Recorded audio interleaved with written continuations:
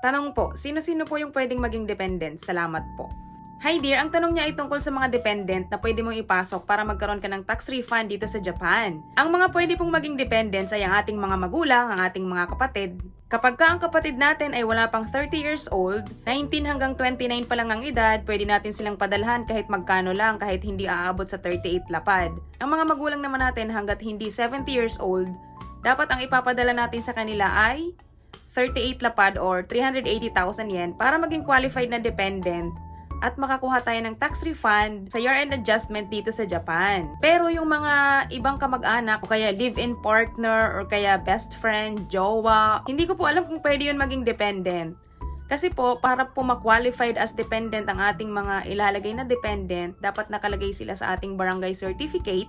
Katunayan yon na kasama natin sila sa ating mga pamamahay. Bukod sa remittance certificate, isa yung barangay certificate na hinahanap ng company kapag nagkakaroon ng year-end tax adjustment or Nenmatsu Chosei. Okay?